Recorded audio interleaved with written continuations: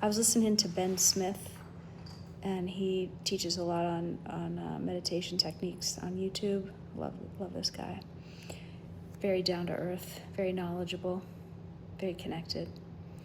And he was explaining when you want to connect with your guardian angel to gain some wisdom to help with a decision, for example, it's really only a matter of intention that you connect. You go to a quiet space alone, make the intention that you're going to connect, and then shut off all of your distracting thoughts so that you can really be present to receive. And this is exactly what we learned from C.S. Lewis and the George MacDonald, that when you shut off the busy mind,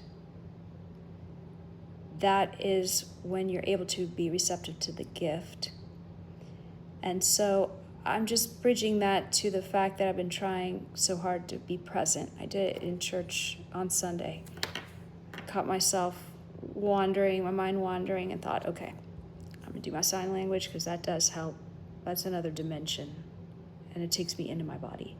So I'm signing the parts, and then when we sat down, I thought, okay, similar to the meditation that I listened to at night, the Pura Rasa, she says, feel your skin, like feel the outside of your body, whether it's just touching air or you're sitting in the pew or whatever.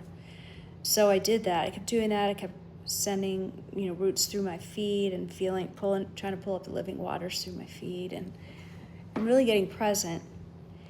And I love that.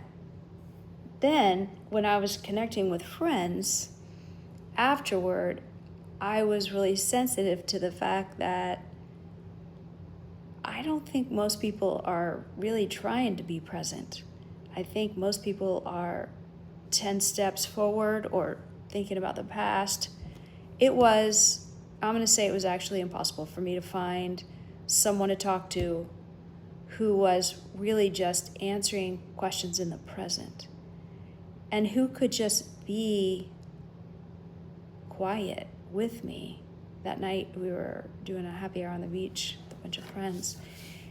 It was really hard to find somebody who would just be still. They're pummeling you with questions. What about this? What about that? When are you leaving? What's this date? When's she starting this? And it's like, oh my gosh. I felt myself feeling a little bit